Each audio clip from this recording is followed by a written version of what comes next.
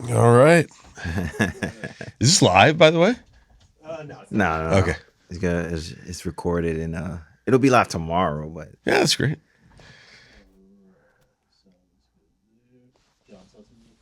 yo. Hello, hello, hello. All right. Let's take one last peek before we get rolling.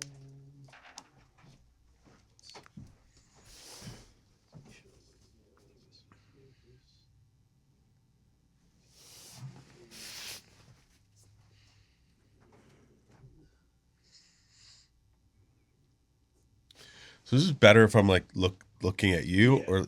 Yeah, you just look at. You can just. Okay, great. So this is our convo. Yeah. Okay, cool. The only time I would say Sometimes funky, like I've done a lot of like not a lot, but like Yeah. some stuff like Yeah. this where it's like, I want you to look at the camera, and it's like, I don't know. Sometimes people feel. I guess they feel better. Like they feel comfortable looking at the camera. But I mean, I'm good. Just It doesn't do matter. however you don't want. have to. I was gonna say the only time if you want to talk, like if you have something you want to say to Sure, the people, sure. like, if they Yeah. gotta hear you, Yeah, gotcha. it's like look at my eyes. Yeah, This is Listen what to I'm. me. Exactly. This is what I'm talking about. gotcha. Or actually, for you in your case, if you do want to say something to the camera, that's your camera. Right? Oh, that one. Okay. So he's Got that it. one, and I'm the second one, right? Gotcha. Yeah, both of you are in those positions. Okay. Brilliant. Just need a clap and we're good to go. Okay. You want me to clap? All right, I'll clap. You used to clap. Oh yeah. I've been here so long. Now I got to do clapping. Okay. All right, in 3, 2. Como vai, and welcome to episode 94 of the Super P Podcast. It is I, Polo Parata, in my Pentagon mask. We welcome you all to another episode. It's been a long time since I did a live tape show.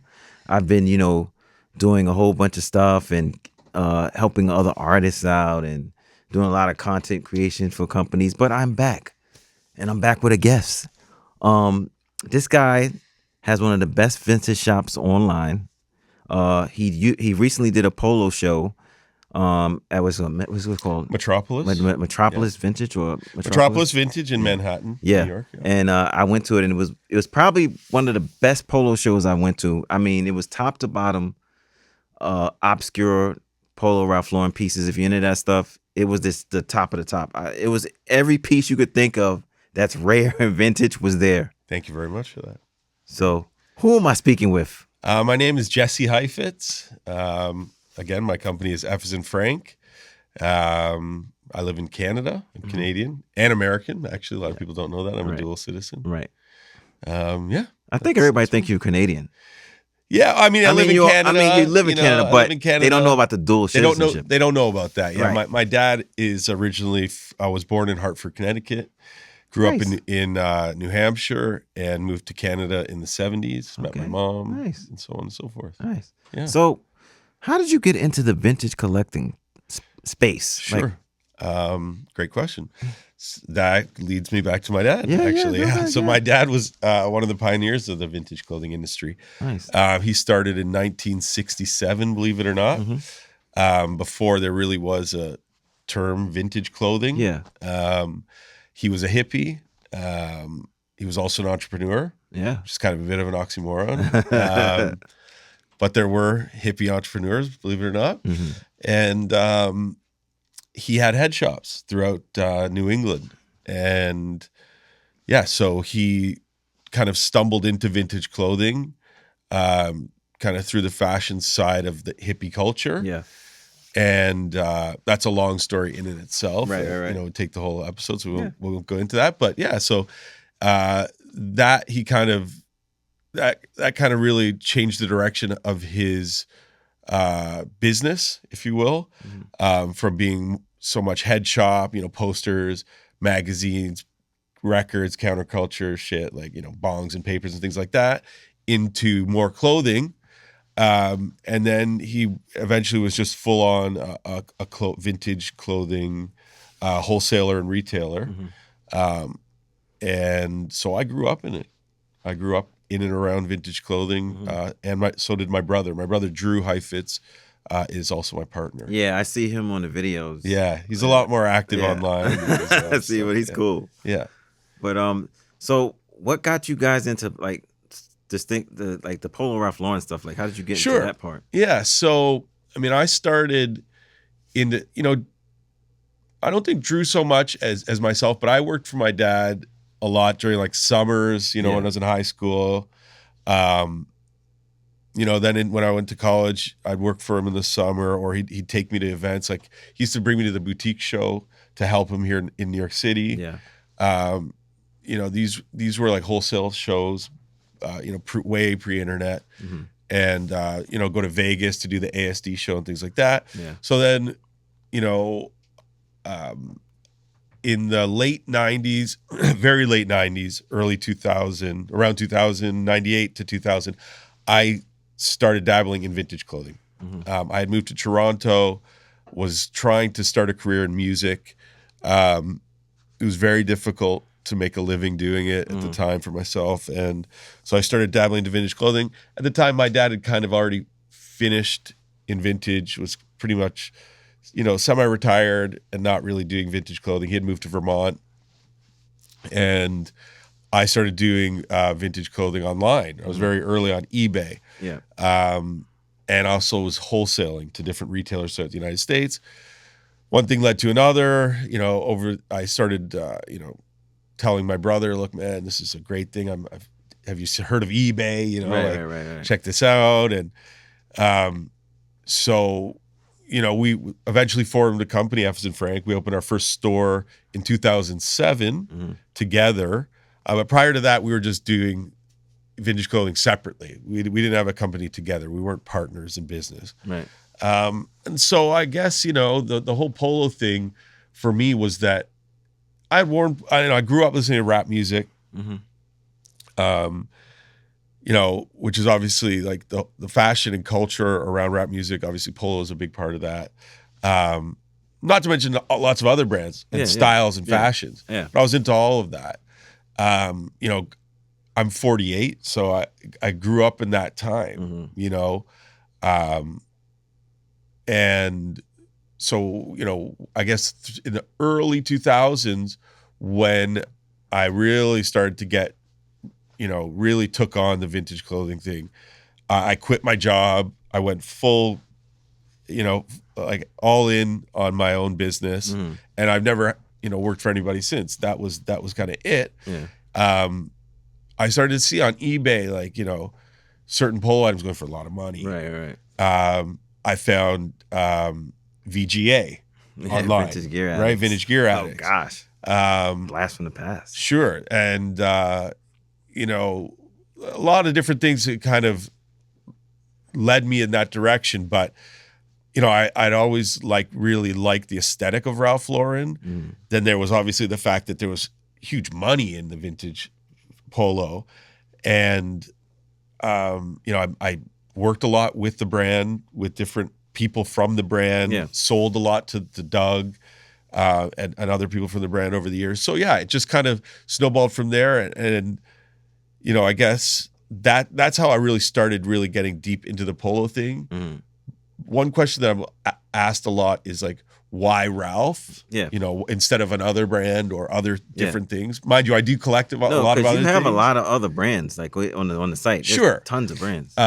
But me personally, specifically, like I really love Ralph Lauren, and the reason is that to me, the brand is the most iconic American brand in the world, in the history of the world.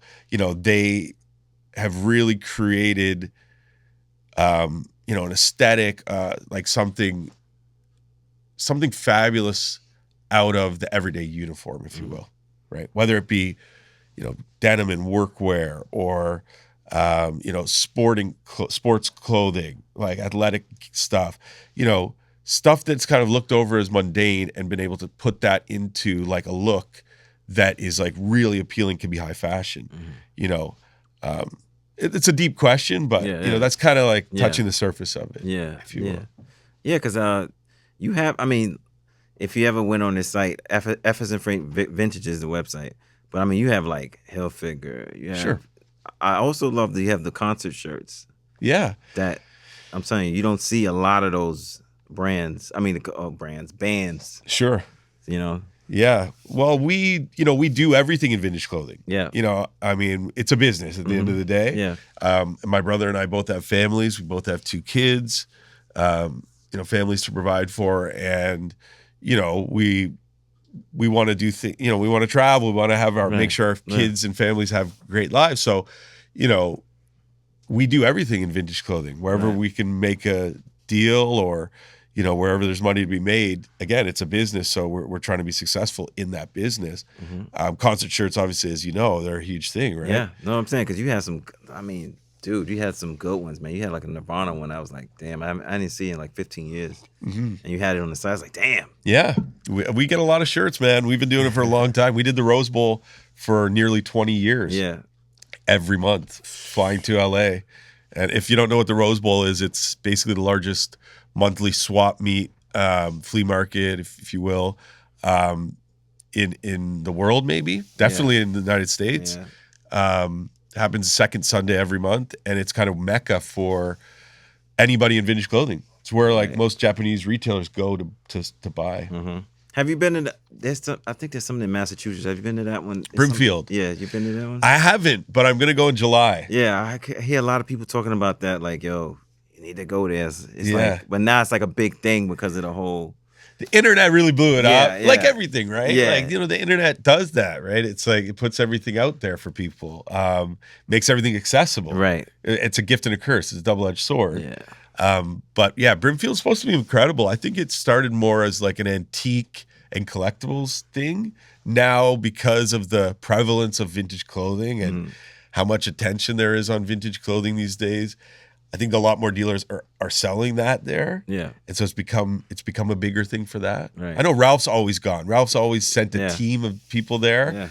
Yeah. But a lot of companies send a whole A bunch lot of of teams. people do, A lot yeah. of teams, man. I keep on hearing about it. Like, different circles know about this damn event in Massachusetts. Yeah. So it's like, I gotta go. I mean, I'm going. Yeah, my friend Ali had told me that he just recently went to the last one. The one just happened like a few weeks ago. Yeah. Next one is in July. And my wife and I, we've been meaning to go forever. Yeah. I mean, it's like we've done the Rose Bowl for 20 years, flying to LA. That's what I'm saying. Massachusetts is, it's just a drive. It's, from Toronto, what, with like 6-8 hour drive. Yeah, it's closer, right? Yeah, it's way closer. Yeah. And we haven't done it. So he said, no, July, we're doing it. Yeah, there's gonna be some things, boy. You're gonna get some pieces. Yeah, and that said, we'll talk about the showroom, but I'm looking to potentially buy some stuff to help me with merchandising and just the look and feel of my space. Right.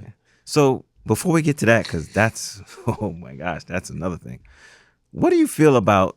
So the vintage market is like going crazy. It's exploded. Yep. Prices have gone through the roof to certain pieces, not every piece. Sure. But certain pieces. Like, what do you think is the reason for that? Are we talking polo specifically or vintage in general? Well, vintage in general, I think it's happened to vintage in general, but polo has got hit too. Yeah. So I think, we are having like a renaissance again. Yeah. I would say in the vintage polo world. Yeah, it's like everybody cares again. Everybody cares again. Yeah. It's funny because we in the industry, in the vintage clothing industry, say that everything happens in typically like a 20-year cycle. Yeah. Maybe sometimes 15, but somewhere between a 15 and 20-year cycle. I remember when I got into vintage, like as a business selling, 70s was really big. Yeah.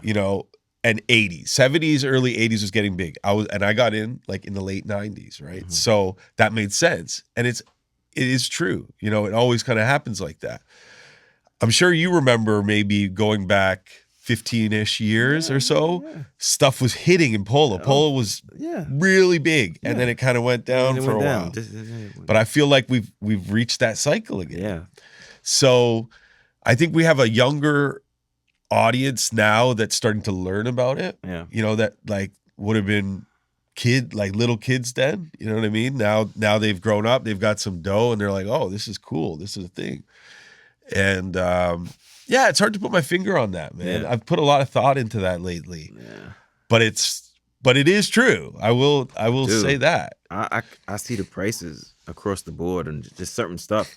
Like a mid item, I says, mid item's like $500 now. Yeah. I mean, sometimes it's a retro item. Yeah. So it's like that's the shocking thing to me. That the retro items are hitting for such big prices. Yeah. Because I don't do retro. Yeah. Not that some of it isn't great. Some of it was executed very well. It just wasn't a thing for me. I'm a vintage guy. Yeah. A lot of my vintage that I find is through my network and through my vintage sourcing, you know what I mean, that I do every day. So for me to go out to the stores and buy this retro stuff was never a thought for me. And so I just never really got into that whole thing. But seeing it now, it's like, oh, maybe I missed the boat on that. Yeah, because a lot of it is some nice stuff. A lot of it, they did kind of like mosh lines together. Yeah, yeah. But for the most part, I mean, I think it's pretty nice. Yeah, some of the stuff was great. You know, there's a lot of conversation around that. There's a lot of debate around that. Yeah. Some of the pieces weren't executed as well as they potentially could have been. Right. But I think, you know, there's a lot of reasons for that. It's a big team at Ralph. It's a corporation. Mm-hmm. There's, you know, you're entering the corporate structure there. So there's a lot of board members and people that things need to go through to get things pushed through, right? Yeah. Yeah, So how did you Collectors Connoisseurs, right? Collectors and Connoisseurs is the name of our show, yeah. Volume 1. How did that come about? Well, Richard from Metropolis is a good friend of mine. He's been in the business for a very long time here in New York. Yeah. He reached out to me when I was in Japan in December, I think, end of December, beginning of January. Yeah. And he had started to see this renaissance, if you will, this kind of like this the second wind of it was all over the place. Too. Yeah, right. So he saw that the polo thing was really coming back with a vengeance, and prices were, you know, starting to reach peaks again. And he reached out to me and said, "Listen, you know, I want to do a polo event because a lot of the stuff that he acquires for at least for the polo stuff, because you know it's hard to find. Yeah, you know, it is. It's like you could go into a thrift shop if you're a vintage thrifter or something like that. You might find some things. Yeah, it's rare that you're going to find something valuable that's polo. Right. You know, like that's very specific. Mm-hmm. So a lot of the stuff that Richard acquires, that with respect to vintage polo, is brought in and sold over the counter. And he's in the right place for it because New York is mecca for vintage polo. And where he's at, right on Broadway, people probably every day. Oh, look, I got this. Oh, look, P-wing. Oh, exactly. Yeah. So, you know, he said, "Jess, look, I want to do this vintage polo event. I know you're really deep into that world. You know a lot of people, and you're also a collector. Like, would you be interested in helping me do this, taking this on?" And I said, "Sure." And you know, I think one of the reasons was just to kind of like let people know that he's there, that people from the vintage polo world that may not know about Metropolis, mm-hmm. and also to kind of also broaden his audience for potential people to bring his stuff to him. Right? Great idea. Yeah. And so then I brought Frank on, Mr. Vintage Head or Queen's Vintage Boutique, to help me because I live in Toronto and like we needed to get our vendors really locally. We knew that people weren't going to come from far, although we do have someone come all the way from Virginia to sell. It's people coming from West Bubble. Yeah. Like, it's more than Virginia, bro. Yeah. Trust me. So, it really snowballed quick. But, Frank was brought on, which he's great. You know, I know Frank for a while. Yeah. He's kind of been the point person to deal with all the vendors.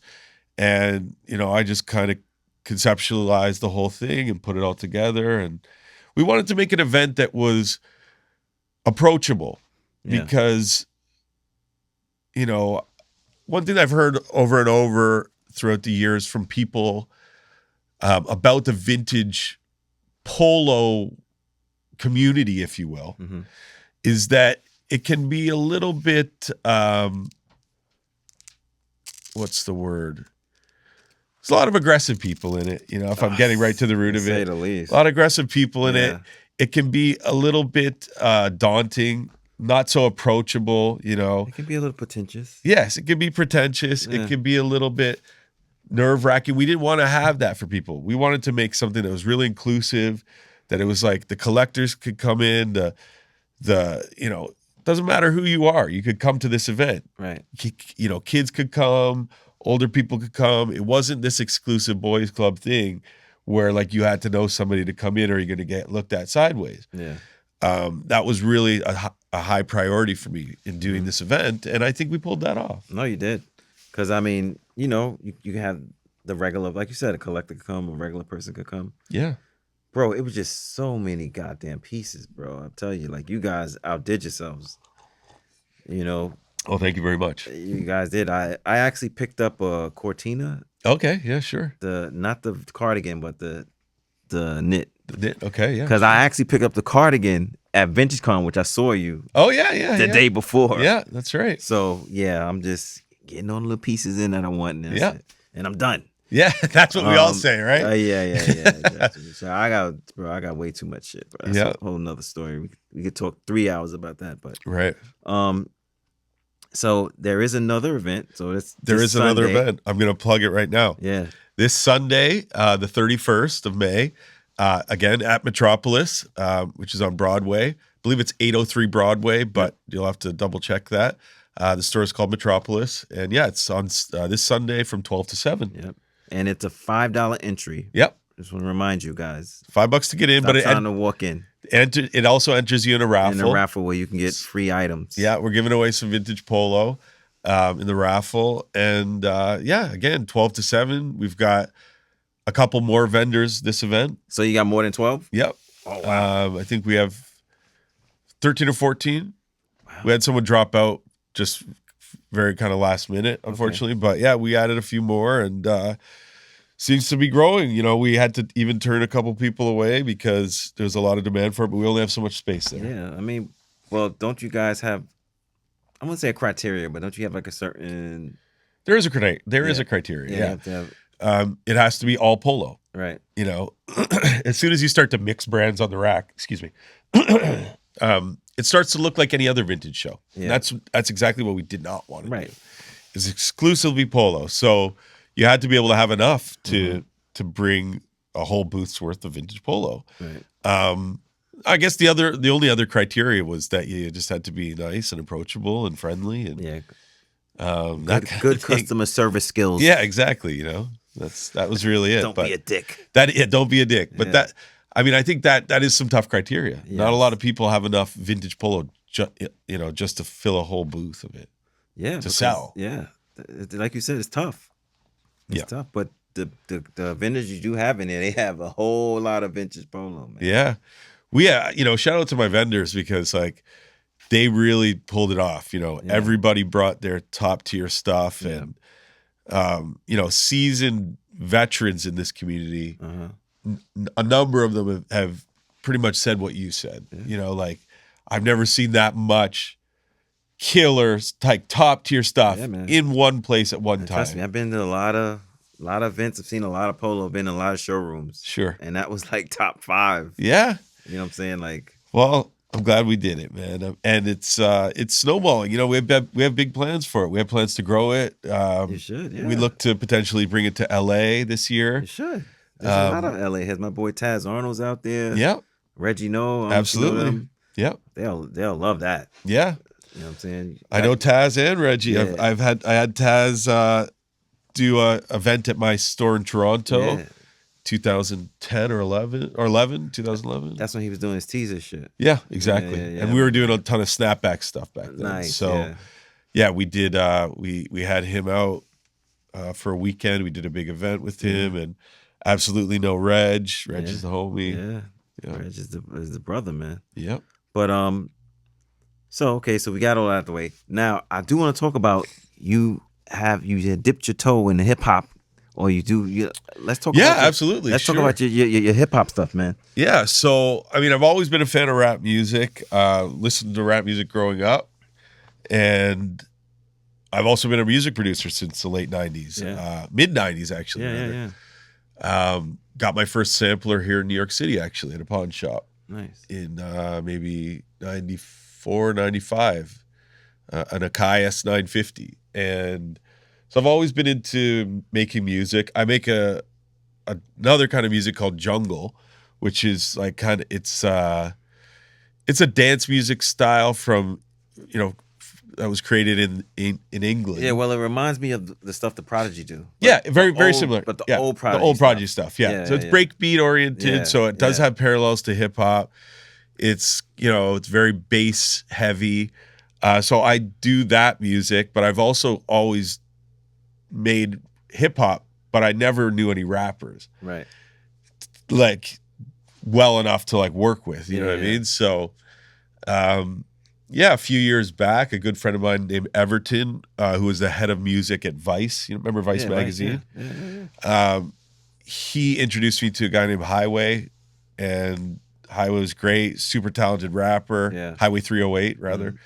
And we did a project together, and then through him I was introduced to like this whole group of like incredibly talented underground rappers in Toronto, many of which are now like close friends of mine. Nice. I've started working with, and I kind of put the jungle stuff on the shelf for a while. Oh man, no, you got to bring that back. Well, I still do it, Yeah, and I still have stuff coming out even to this yeah. day, but I'm putting my energy with the rap stuff right now because I just really enjoy it. You got to love what you do, and I've done the jungle thing, and I'm still doing it, but not as actively for a very long time. I've kind of like, ticked off a lot of my bucket list things with respect to that, and yeah, so I've got like 5 album projects on the go right now. Phew. Okay. I did an album called Two Birds. Go check it out with Lord Juco and Ason Eastwood from Toronto. Nice. I'm currently working on a solo album with Ason Eastwood, another solo album with a guy named Cypher Soze from Toronto. I've got a project with a guy named Jay Kin out of Vancouver. What else? I've got all this stuff on the go. Project with a guy named Checkmate, who's actually a Canadian legend, and another album with a rapper named Dante, DNTE, out of Toronto. These guys are all incredible. You should go check them out. Yeah. They all have stuff on all your streaming platforms. And yeah, man, it's kind of snowballed really quick because so I have this warehouse in Toronto where I have my studio and I have all my polo and all sorts of amazing clothing. I often get people coming through because I'm friends with a lot of promoters in Toronto. Right. So they're like, they're having a concert. Like one of my friends, this guy, Lord Fury, he's a promoter. He puts on shows. Yeah. He showed up at my door like 5-6 months ago with CL Smooth one night. Yeah. I'm like closing up shop. He's like, yo, are you at the place? Yeah, I'm there. I'm coming by with somebody. Okay. Right. Show up. I opened the door. It's CL Smooth there. So that's why I kind of was like, well, I want to really make a great studio at my place. But anyhow, I recently had the Hieroglyphics crew through. Nice. Souls of Mischief, Casual, and me and Casual hit it off. I've met those guys a number of times, but over the years, even sold them clothes, around 2005 or 6 when they were in Toronto one time. But this time, like, I had talked to Casual beforehand, and I was like, listen, when you're in Toronto, you got to come through because he's really on his polo thing again.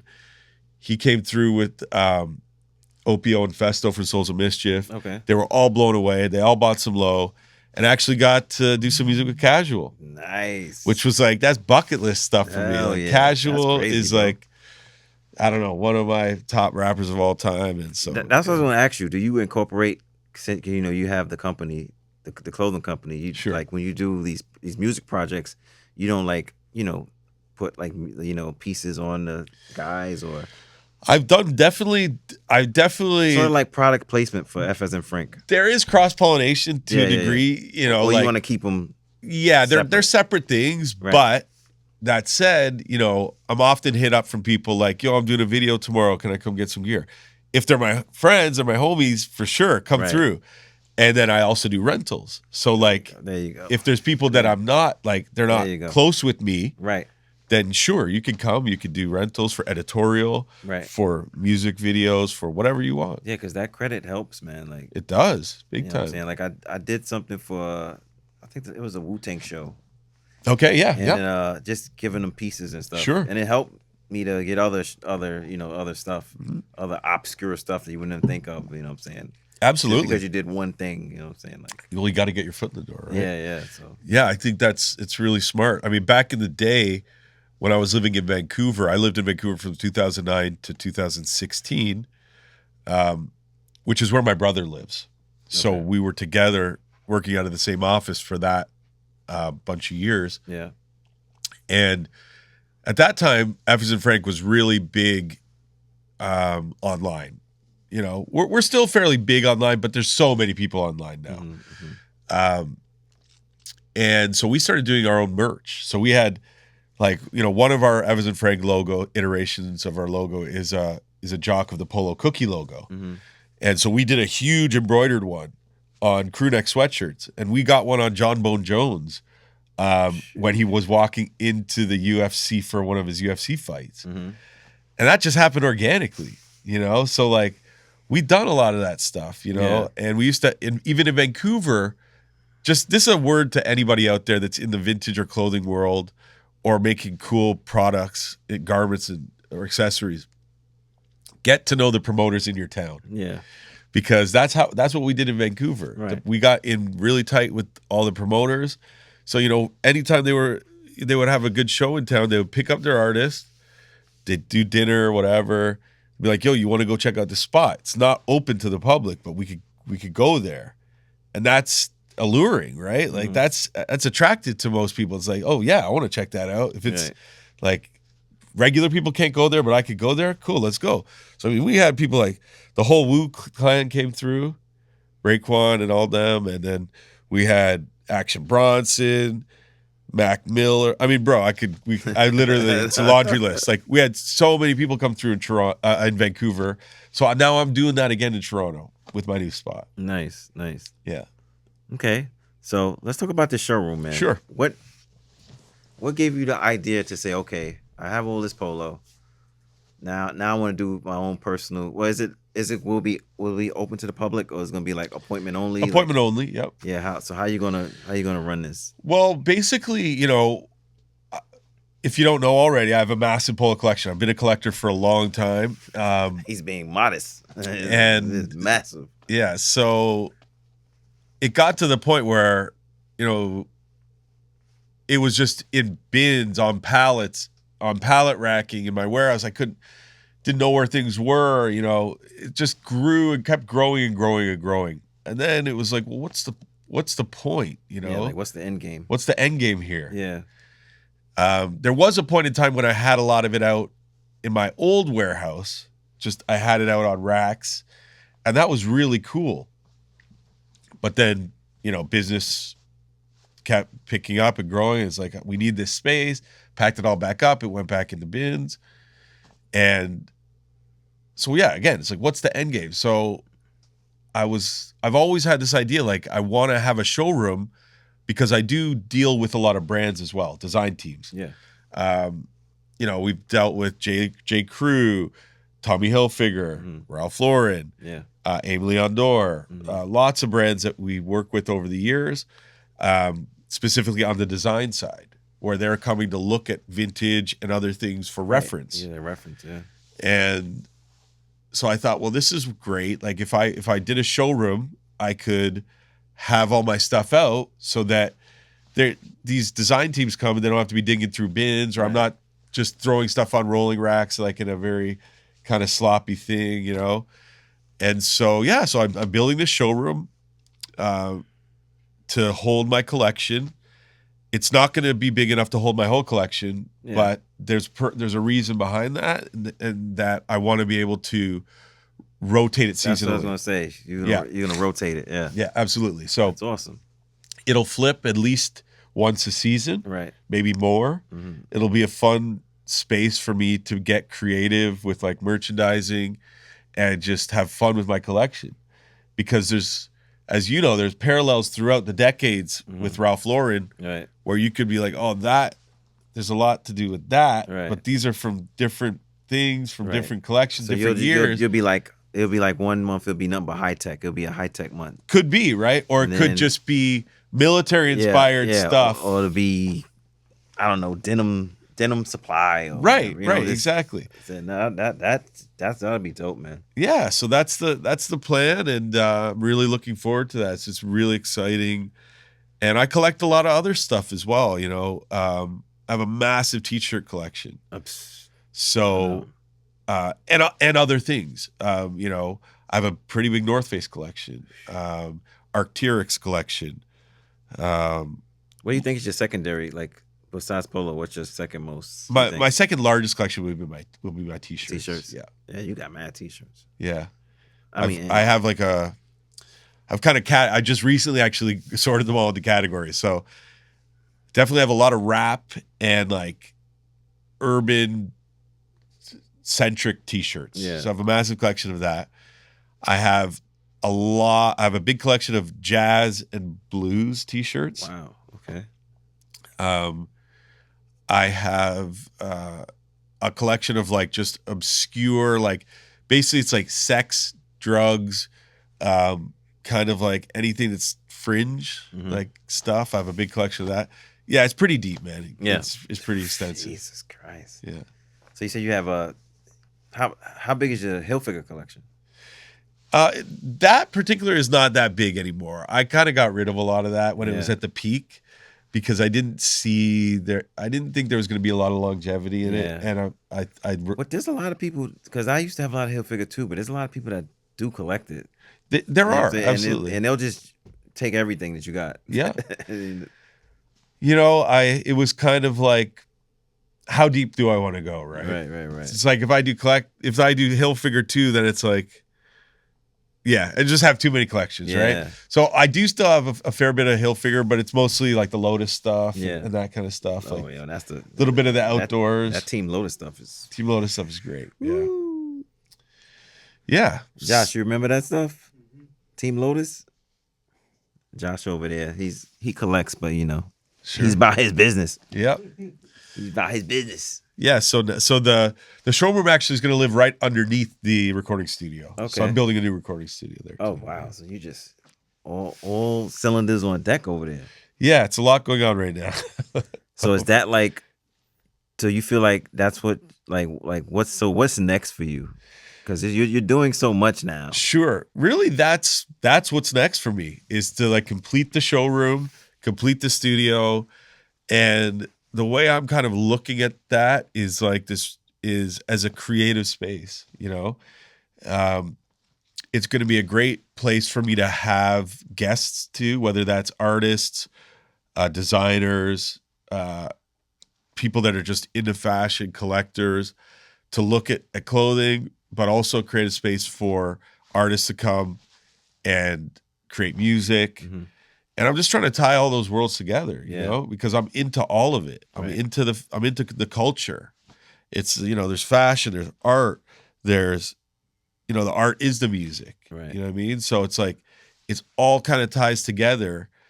And I'm just trying to make an incubator, if you will, or a space that's like really conducive of like creation. Mm-hmm. You know what I mean? I want it to be a place where people can come and just get busy, and just not feel like there's a clock timer ticking, but they have to pay more, or that like, they can't touch things, or it's like, no, like just come in here, do what you want to do, get creative, get busy, play dress up if you want, you know what I mean? Yeah. Like we just shot a video in my warehouse last Saturday. Oh, nice. And that wasn't even my idea. It's just my boy Ace on Eastwood, one of the rappers I work with, hit me up and said, Jess, are you around for an hour? Like, I got to do this thing. Yeah, sure. So I went into work. I had to do some music stuff and did a little bit of work stuff. I went into work for a couple hours, and him and the guys were just like shooting a video down there in the warehouse. Yeah. Because my office is in like a mezzanine up top, and they just got busy. So, that was like, for me, they didn't know this, but like I took a few minutes just to kind of like just chill out and watch them, and it was just like, yeah, this is cool, man. This is what I want. Right. Like I like this feeling. I like this vibe of like just people having fun and creating here, and not that I have to be a part of every little piece of it, but it's just that it's gonna help put Toronto. Toronto needs to get more recognition for what it's doing. Toronto's overlooked a lot, I feel, and a lot just because of that invisible border. Yeah. If Toronto was part of the United States, I think it'd be a bit of a different story. There's a lot of incredible talent in Toronto, a lot of incredible restaurants, retailers, designers, like all kinds of cool shit that's going on in Toronto. And it's not too far from here, So, part of my mission is to try to help boost these guys up, boost the people around me that I really rate and support, and try to get them their flowers. You know what I mean? Yeah, man. I mean, I love the fact that you're really super positive, because we need that in these days and times we're in. Because that. Yeah, I agree. I agree. So like we follow each other on Instagram, so Yeah. I see when you sometimes give out the, like the public service messages, Mhm. and I like that, because sometimes people just get beside themselves. But I like how you handle stuff. Right. I do, because you don't get disrespectful. Yeah. You kind of like say like, listen. Yeah. You kind of like lay it out there. Yeah. Yeah. I mean, well, I appreciate that. You know what I'm saying? Because a lot of people see that, and a lot of people like, oh, you know what I'm saying? I like how you handle yourself, man. Thank you, man. Because some people go really, really left. Yeah. And get really, really disrespectful. Yeah. But you kind of like, you do it in a way like, listen, I'm doing my thing. Yeah. I mean, again, it's like, is. I think it comes with age. I used to Yeah. fly off the handle a bit Yeah. more. My brother's definitely the more calm one. He'd say that he would easily say in a heartbeat that I'm the more aggressive of the two. Right. But I think over time, like as you get older, especially Right. when you have kids, Yeah. two boys, Yeah. you realize that like, the way you handle yourself, the way you show up Right. is going to produce certain results. Right. And I think a lot of people think that showing up like you said, going really left, being Yeah. really aggressive Yeah. is going to put them in the driver's seat. But it also can quickly escalate things, right? And I think that people also need to understand that, like, your world is what you make it, man. Like I'll just rather just as quickly remove myself from a situation Yeah. and not involve myself with certain people if they're going to act a certain way anymore. Right. You know what I mean? I don't have time for games anymore. I've got a lot on my plate, like you said, and I have a family. That's my most important thing. My family is everything to me. And so sometimes I do those PSAs to be like, listen, like, just like, who you are out there. I'm not going to call any names. Right. You don't have to. And I don't want to do that. I don't want to put anybody on blast. But like, if you want to like be if you want to be privy to my world, you want to continue to be privy to my world, then conduct yourself a certain way, or else I'm just going to exit stage left and block all that business, because I don't have time for that crap. Right. You know what I mean? Yeah, because dude, I mean, I'm just as old. I'm older than you, but Sure. and I got 5 kids. Okay. So you know what I'm So I talking waste about. no time. Right.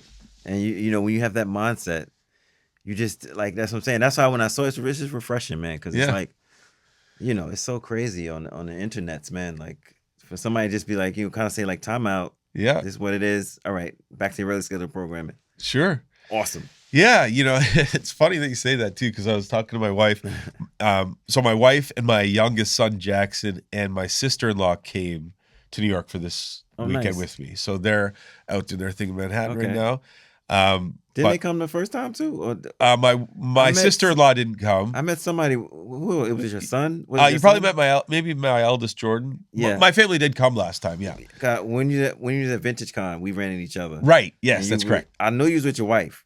I was with my wife Yeah. and both my kids, Gotcha, actually. gotcha. Yeah. Okay, cool. My eldest son Jordan didn't come this time, but All right. my sister-in-law came. Okay. But we were talking because we flew out of Buffalo to New York to Good old Buffalo. Yeah, good old Buffalo. It's very close to Toronto, so Yeah. we drove to Buffalo yesterday.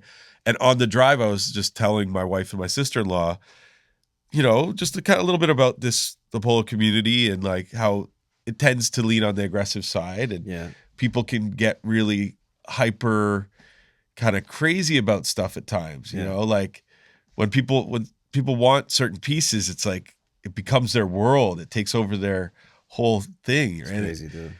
So I was explaining that to them. They were kind of fascinated by that, and just how sometimes I have to, I feel compelled to sometimes tell some of these people that it's like, listen, like, if I made a commitment to you, and this goes to everybody, if I made a commitment to you that I'm going to get you something or have something for you, I will.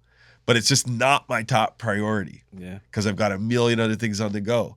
And sometimes I have to kind of really like spell that out because people get at me. And sometimes people get borderline aggressive with me about like, I need that. Where is that? You said you were going to have that. It's like, yeah, I did. And you will. But I never gave you a date. Right. And like, just don't press me like that, man. So that's where a lot of that's born out of. Yeah. I just booked the Tisa hat on the FIFA World Cup thing over there. Oh, look at that. Look at man. That's shout out Taz Arnold. Shout out Taz Arnold. You know what I'm saying? I had to, put him up in there. Yeah, you know it's great. One of my boys. Yeah. But nah, man, I definitely hear you, man, because life's a trip, man. Sometimes it's definitely a trip, man. And I do fly off the handle once in a while. My wife will check me. She's the one who checks me.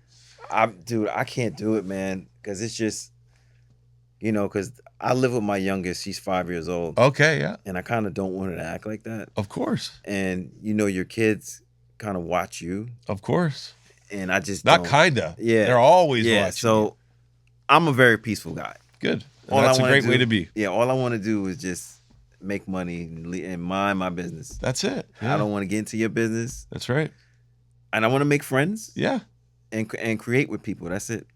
That's right. And I think that's another reason that I did the event, because, like you said, like as we get older, we realize the stuff is fun and the stuff is neat. Man. And it's stuff, like all the polo is stuff. And yes, I still love it and I like it a lot and I want to continue to collect it and share it. But what's more interesting to me now is the conversations, the relationships, the experiences that we can have through it as a vessel.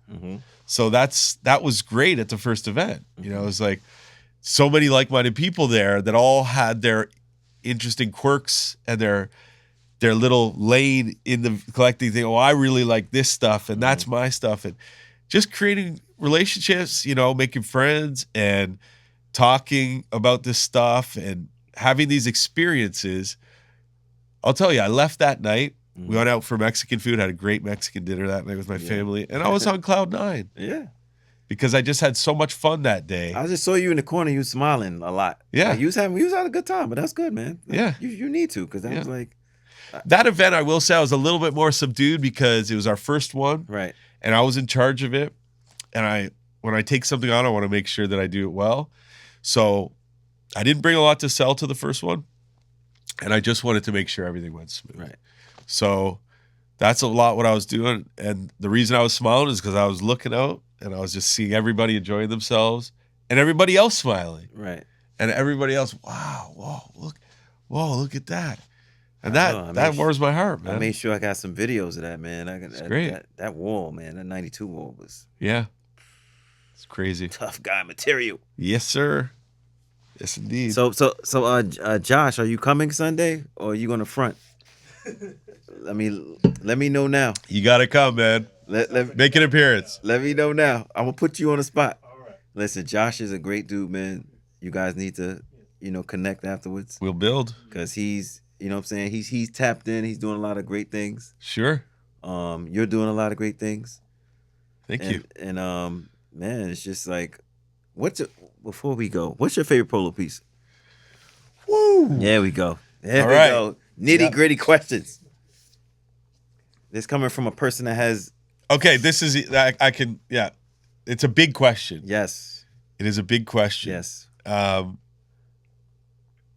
My favorite polo piece...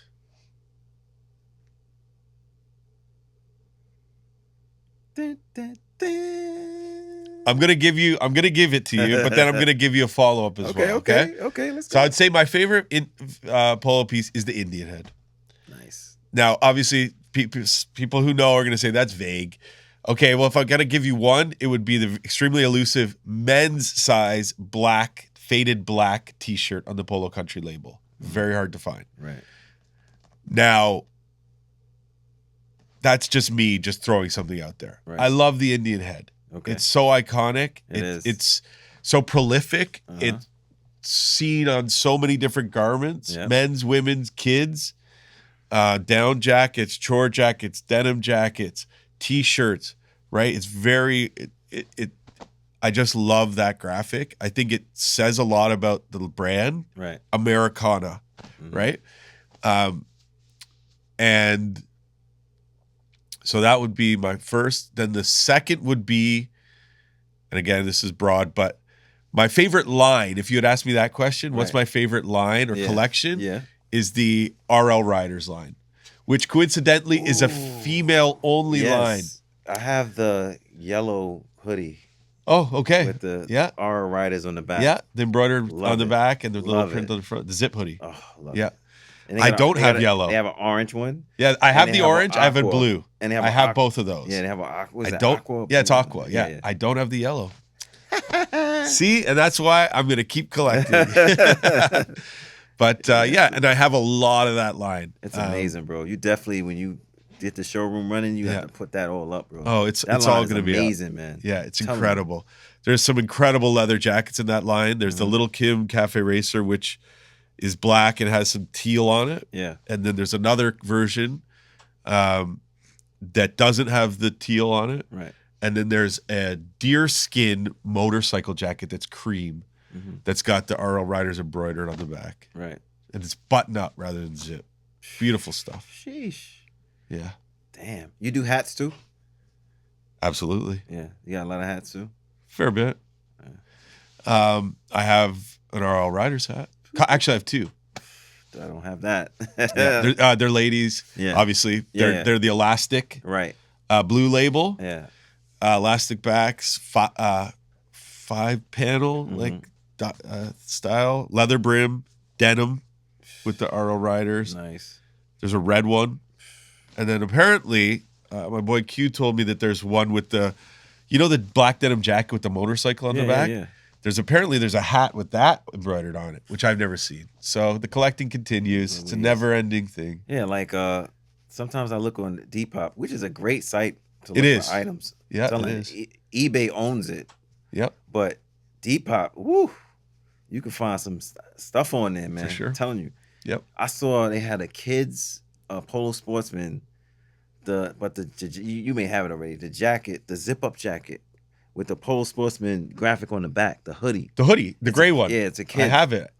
I was like, dude. And actually, my eldest Jordan pulled that out of the basement the other day. He's actually started to dip into my polo to start wearing stuff when he goes out, which I'm allowing him to do, but as long as he's agreed to keep it in good condition. That's a piece and a half. I told people like, yo, I mean, it says boys on it. Yeah, it does. And it actually fits me. The arms the sleeves are a bit young, but it's, how the sizing went back then. It's funny. Big. It's funny, yeah. True. But yeah, we could go. So we're going to wrap this up. Where can they find you online, man? Well, you can find me on Instagram, Jesse Heifietz, which is JESSEHEIF as in Frank, ETZ. You can find me on Instagram, my company, at F as in Frank, literally FASINFRANK. F as in Frank vintage.com online. Yeah.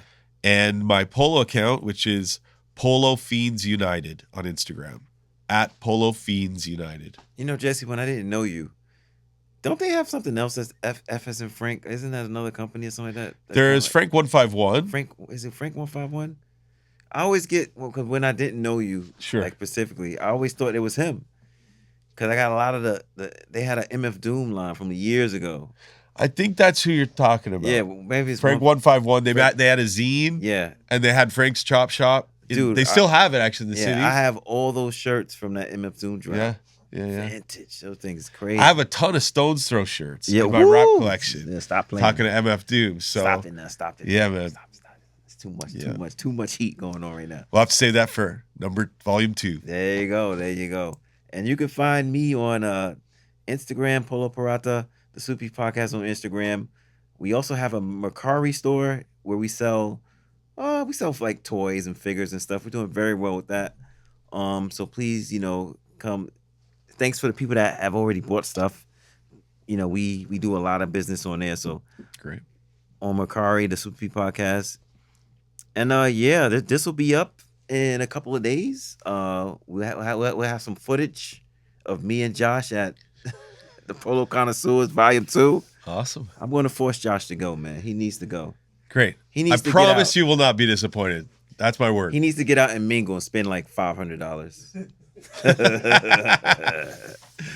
Nah, Awesome. but Well, thank you for having me, no, man. thank you, Jesse. It's been an honor and a pleasure. It was a pleasure, man. Thank you. You've always been such a gentleman to Yeah. me, so I really appreciate you. No, thank you for taking the time because I know you're busy. I know you got family time and stuff like that. But thank you for taking the time. And Absolutely. I'll see you on Sunday with You everybody will. else. And we'll talk and this and that. Yep. But yeah, Soupy Podcast. We're out. Ciao, Yo, thanks, man. man. It's cool.